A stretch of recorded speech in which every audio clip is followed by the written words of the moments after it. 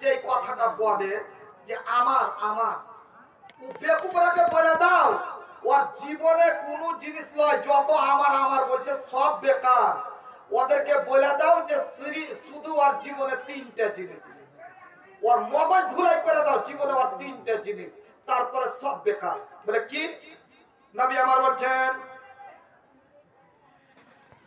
ইয়াকুলুল আব্দু মালি মালি ওয়া ইন্নামা লাহু মিম্মা লিহি সালাস মা আকালা ফা আফনা আও লাবাসা ফা আবলা আও আতা ফা আকনা ওয়া মা সিওয়া যালিকা ফাহুয়া যাহিবুন ওয়া আতারিকুহু লিন্নাস। আল্লাহ রাব্বুল আলামিন তার নবীর মুক্তি বলিয়া দিলেন, আমার বান্দারা বলে ইয়াকুলুল আব্দু, আমার বান্দারা বলে মালি মালি, আমার বাড়ি, আমার মাল, আমার জমি, আমার জায়গা, আমার ধন সম্পদ, এই যে আমার আমার কইরা বলে বলে বেড়াইছে, যাও রে ওই হতভাগা মাথা মোটা পাগলাকে বলে দাও যে এরে বেকুব, এইগুলা তোর কোনো জিনিস নয়, শুধু তোর জীবনে হচ্ছে তিন প্রকারের মাল। আকালা ফা আফনা, একটা মানুষের জীবনে মায়ের পেট থেকে পড়ার পর আর মরা পর্যন্ত জীবনে যা খাবার খেলো এটাই হলো তার জীবনের ব্যক্তিগত মাল। নবী আমার বলছেন এটার অংশীদার কেউ নয়, কেউ আপনার কাছে ভাগ নেবে না, কেউ আপনার কাছে এর মূল্য নেবে, কেউ আপনার কাছে মূল্য চাইবে না। যা অর্জন করেছেন, দিয়ে যা খেলেন, ওটাই হলো আপনার ব্যক্তিগত মাল। দ্বিতীয় নম্বর মাল হলো কোনটা? আউলা বেসা। আল্লাহর নবী বলছেন এরে আল্লাহর বান্দা বান্দিরা শোনো, দ্বিতীয় নম্বর মাল একটা মানুষের জীবনে কি? আউলা বেসা ফাবলা, যা পোশাক জীবনে পরিধান করলো মায়ের পেট থেকে পড়ার পর কাফন পরা অবধি, যা পোশাক ওই মানে কড়াই করে শরীরে দিল, পোশাক পরিধান করলো, জামা করলো, প্যান্ট করলো, গায়ে কাপড় জড়ালো, যত রকমের জিনিস পোশাক পরিধান করলো, এটাই হলো তার ব্যক্তিগত মাল। এটার অংশীদার কেউ হবে না, না ছেলেরা নেবে রে, না মেয়েরা ভাগ তার নেবে, কেউ যেন এর অংশীদার হবে না। হবে কি হবে না তাহলে আপনাকে আমি দেখাই, একবার আপনি মরে দেখেন, এ বাপজান একবার আপনি মরে দেখেন, মরলেই কিন্তু বুঝতে পারা যাবে আপনার চারটা জামা ছিল, চারটা যেন গেঞ্জি ছিল, দুটো যেন লুঙ্গি ছিল, বাপজান মরলেন তো ওটিও আপনি নিয়ে যেতে পারলেন না। একখানা সাদা কাপড় নিয়ে আপনাকে যেতে হলো, ওই যে নতুন নতুন আপনার পোশাক জামাগুলো আছে, দুটো লুঙ্গি আছে, বাপু চারটা ছেলে আপনি দুনিয়াতে জন্ম দিয়েছেন, বাপজান আপনার বয়সের কাছিয়ে গেল, ওরা বড় হয়ে গেছে, তাহলে বলুন তো আজ অবধি মৃত্যু বাবার জামা কয়জন ছেলে পরিধান করছে? কেউ নিয়ে ভাগ করেছে? বলা ভাগ করেছে না, কেউ করেনি বাপু, কেউ করেনি। কি হলো কি হলো? মাকে বলছে মাকে এটা ফকির এসে তো আব্বার জামা গালা দিয়ে দিত, চিন্তা করেছে, নিলে না, কেউ নিবে না, ওই ফকিরটাই লাস্টে ব্যবহার করবে।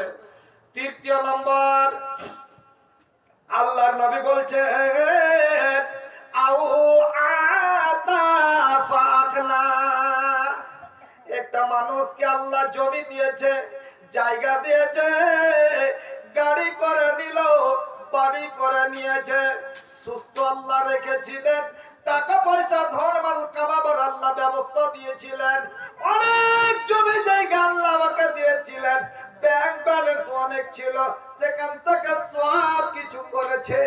বাড়ির পরিবারের পিছনে খরচ করলো, ছেলেরাকে বাড়ি করে দিল, মেয়েরাকে বাড়ি করে দিল, জমি জায়গা সব দিল বানে তৈরি কইরা। আর মধ্যখানে ওই বান্দা কি করেছে, ওই জমির উপার্জন থেকে, কামাই থেকে কিছু আল্লাহ রাস্তায় দান করেছে। আমার বাপজান, যা আপনি দান করেছিলেন ওইটার যে অংশীদার আপনার ছেলেরা হবে না, না কেউ আপনার অংশীদার হবে না।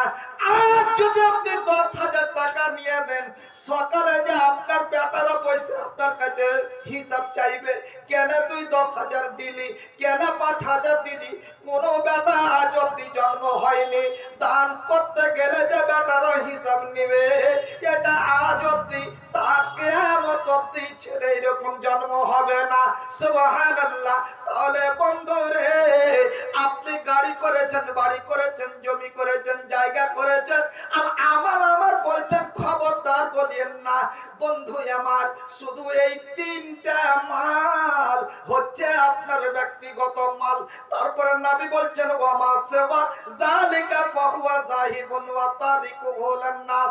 হঠাৎ করে আজরাইল আসবে, আপনার দম কবজ করে নিল, দম কবজ করে নেওয়ার পর নবী বলছেন আপনাকে খাটলিতে করে 4টা ছেলে নিয়ে গিয়া ওই 3.5 হাত যেটা আপনার আসল জায়গা, সেই আসল জায়গাতে আপনাকে পৌঁছে দিল।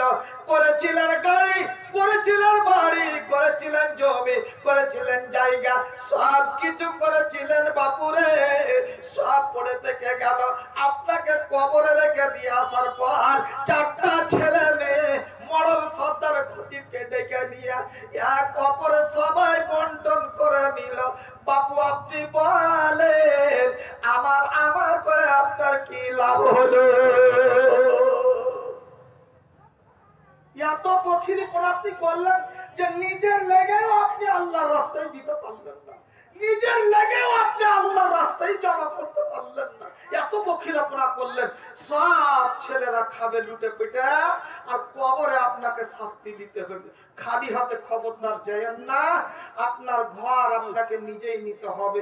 আমি এখানে যতগুলো আল্লাহর বান্দা বান্দি আছে সকলগুলাকে আমি বলি, ধনেরাকে আমার, বাপজানেরাকে আমার, মায়েরাকে আমার, বেটিরাকে আমার, সকলকে বলি, সত্যি যদি আপনার বুকে যদি এক সরিষা দানা পরিমাণ যদি বুকে ঈমান থাকে, তাহলে আপনি আজকে দানে অংশীদার হবেন, দানে আপনি অংশীদার হবেন। নচেত যদি আপনি আজ যদি অন্তত উঠে আপনি চলে গেলেন, তাহলে আপনার মতন হতভাগা কপাল পুরা আর পৃথিবীতে কেউ নাই। এত দামি কথার পরে মায়েরা আমার, বন্ধুরে আমার, আসিফা নামে আল্লাহ একজন ছোট্ট মেয়ে আল্লাহ 100 টাকা দান দিয়েছেন।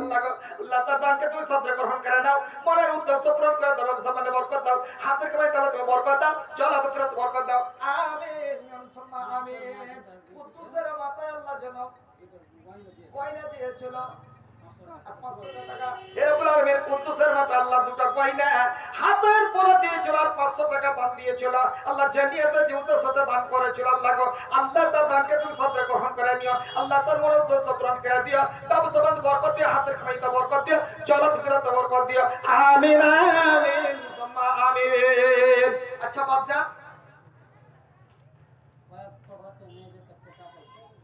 আমি বলছিলাম আমার বাপজানদেরকে যে নিজের ঘর খানটাকে, নিজের জায়গা খানকে এই ব্যাপারে আমাকে জমা করার জন্য কিছু মানে অর্থের দরকার আছে। আমার ঘর আমি সাজাবো, আমার ঘর আমি তৈরি করব, আমার ঘর আমি নিজে আমার ঘর তৈরি করব। এই যে গাড়ি বাড়ি এগুলো যত করেছি সব ছেলে মেয়ের চলে যাবে, শুধু আমার ঘরখানটা আমাকে তৈরি করতে হবে। শেষ পালা আমার পরিজন পড়েছে। আমার বাপজানদেরকে বলি, একখান ঘর সাজাতে ম্যাক্সিমাম 1000 ধরে নেন, 1000 মানে খুব হালকা করে বলছি 1000 অন্তত আপনি ধরে নেন 1000 টাকা আপনাকে লাগবে। লাগে তো যদি আপনি করেন তো বড় করে হিসাব করতে গেলে তো ফের দাঁড়িয়ে যাবেন, আস্তে আস্তে করতে হবে। আজ খানিক কিনবো, আজ আরেকদিন আর খানিক কিনবো, আরেকদিন আর খানিক করবো।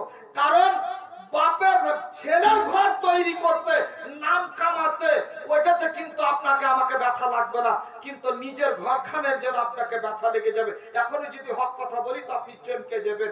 ওই নিজের ঘরখান তৈরি করতে আপনাকে অন্তত 20,000 টাকা মাথা পিছু লাগবে। জায়গাখান কিনতে, আপনার ঘরখান সামান কিনতে 20,000। জায়গা বুঝে হবে, এমন কোন জায়গা আছে হয়তো 5,000ই হয়ে যেতে পারে। এমন স্ট্যান্ডার্ড একটা ভালো জায়গা আপনি নেবেন, রাস্তার ধারে একটা আমি জায়গা নেব আমার ঘরের জন্য, রাস্তার লোক যাবে দেখবে আর আমাদেরকে দোয়া দিবে। আমি ভিতরে নিব অনেক দূরে, জায়গার দাম কম, রাস্তার লোক আমাকে দেখতে পাবে না, আমাকে স্মরণ করবে না, আমাকে দোয়াও দিবে না, তাহলে ওটা জায়গা এটা জায়গা আসমান জমিন তফাৎ হয়ে যাবে।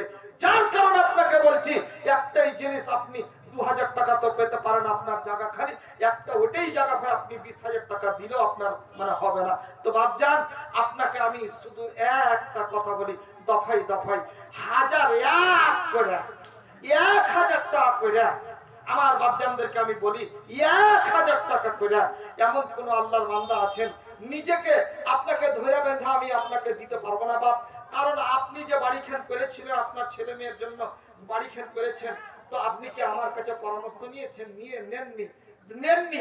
যখন আমাকে পুছ করতে যাননি, পুছেননি, গ্রামের লোককে পুছেননি, তাহলে আপনাকেও আমাকেও পুছার আপনার প্রয়োজন নেই। শুধু